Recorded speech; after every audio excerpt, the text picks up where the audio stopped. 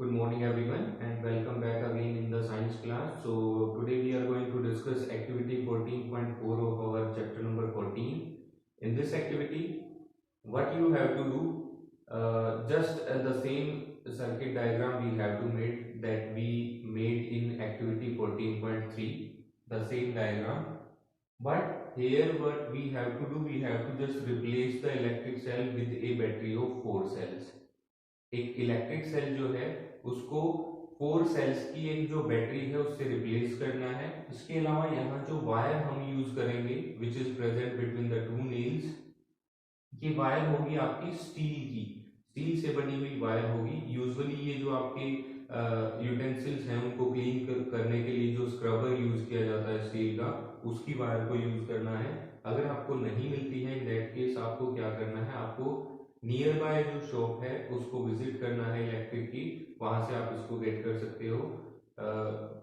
तो इस एक्टिविटी में बेसिकली करना क्या है, आपको सबसे पहले ये अरेंजमेंट जो है ये कंप्लीट आपको बनानी है। उसके बाद स्विच को ऑन करना है। ऑन करने के बाद आपको उसमें से कुछ टाइम के लिए करंट को पास करना है and you have to just observe the wire. जब आप करंट को पास करते हो उसके कुछ टाइम के बाद आप ये देखोगे कि जो आपकी स्टील वायर है वो मेल्ट हो जाती है। तो मेल्ट होने का कारण क्या है, जब भी किसी इलेक्ट्रिक सर्किट में एक्सेसिव करंट जो है वो पास होता है तो उसमें जो वायर्स हैं वो मेल्ट हो जाती हैं।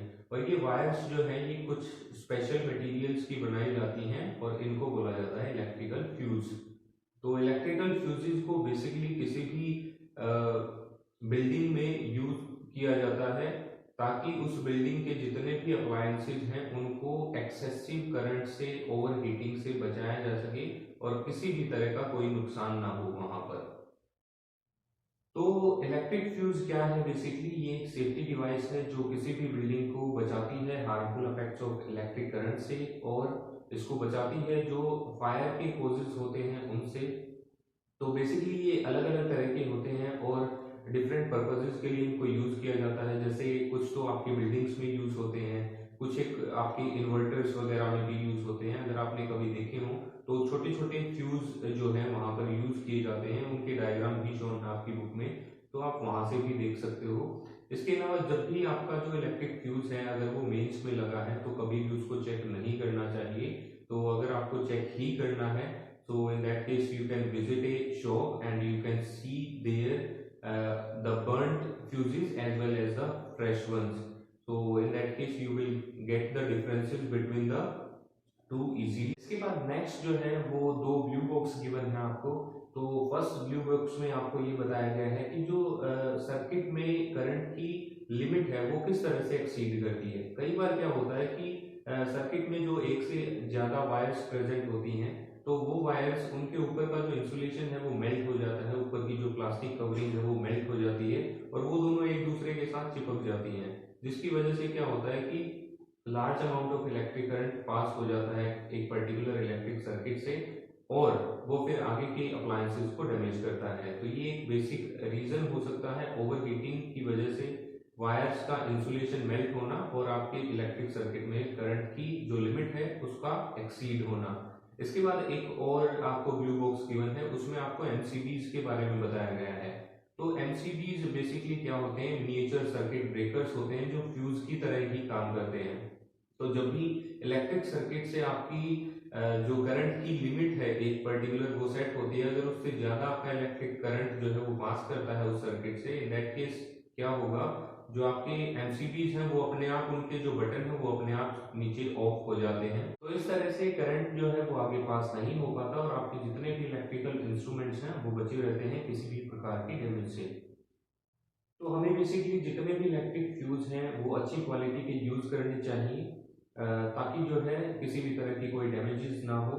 So that was all about the heating effect of electric current and what are the different features, what are the different devices that works on it, we had already discussed. Now we are going to start the next topic of discussion, that is magnetic effect of electric current. तो magnetic effect of electric current को basically discuss करेंगे with the help of an activity, activity number 14.5। तो इस activity में आपको करना क्या है, सबसे पहले आपको एक कार्डबोर्ड ट्रे जो है, जो मैच बॉक्स होता है उसके अंदर की जो कार्डबोर्ड ट्रे है उसको निकाल लेना है। उसके बाद उसके अंदर आपको एक कंपास नीडल जो है वो फिक्स करनी है। एक वायर आपको लेनी है, उस वायर के कुछ रैप उस कार्डबोर्ड ट्रे के ऊपर लगाने हैं। लगाने के बाद उसके जो फ्री एंड्स हैं उनको एक सेल से जोड़ देना है और साथ में एक स्विच होना चाहिए। तो इस तरह की कुछ अरेंजमेंट जो है वो बनेगी। ये सेल है, ये स्विच है, ये बल्ब है, ये आपकी कार्डबोर्ड ट्रे के अंदर कंपास प्रेजेंट है और उसके ऊपर से जो वायर है वो रैप है। इसके बाद आपको बेसिकली करना क्या है, जो इलेक्ट्रिक स्विच है उसको ऑन करना है।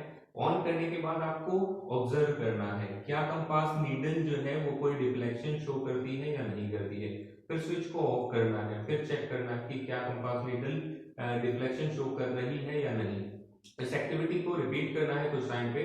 तो जब आप इस एक्टिविटी को रिपीट करते हो तो आप क्या देखोगे, जब भी आप स्विच को ऑन करोगे उसी टाइम पे आपको कंपास नीडल में डिफ्लेक्शन जो है वो देखने को मिलेगा। तो कंपास नीडल बेसिकली होती क्या है, वो एक टीनी मैग्नेट होती है, मैग्नेटिक नीडल प्रेजेंट होती है और वो डिफ्लेक्शन शो कर रही है। तो इसका मतलब क्या है कि उसके आसपास कोई मैग्नेट प्रेजेंट है। तो इससे हमें बेसिकली पता क्या चलता है कि जब भी किसी वायर के थ्रू इलेक्ट्रिक करंट जो है वो पास किया जाता है तो वो एक मैग्नेट की तरह बिहेव करती है और इसी को बोला जाता है magnetic effect of electric current.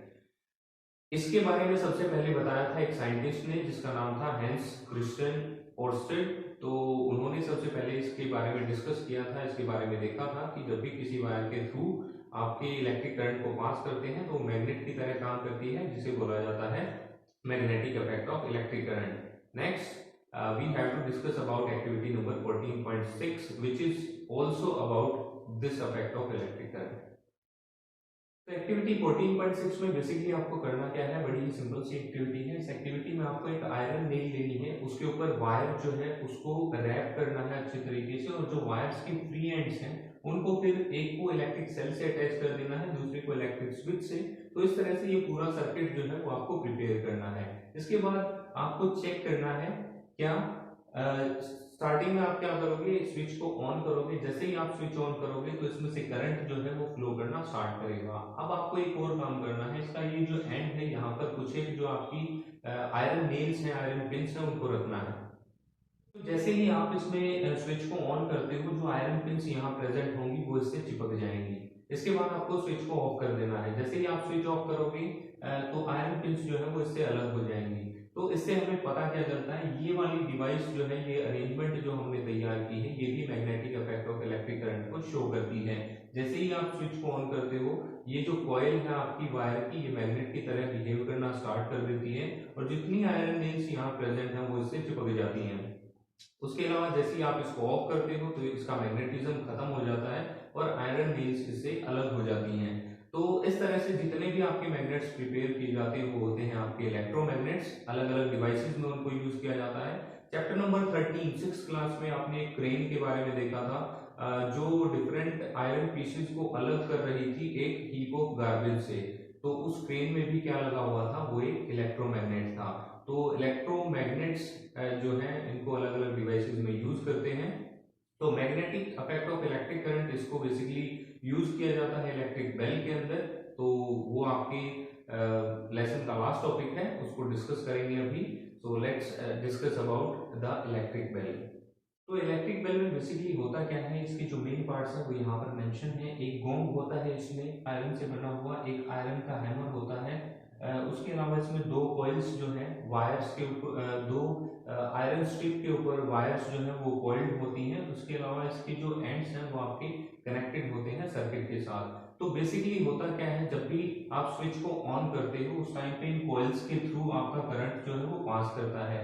Coils के थ्रू करंट पास होने की वजह से ये इस आयरन स्ट्रिप को अपनी तरफ खींचते हैं, जिसकी वजह से ये इस तरफ मूव करता है और गोंग से स्ट्राइक करता है।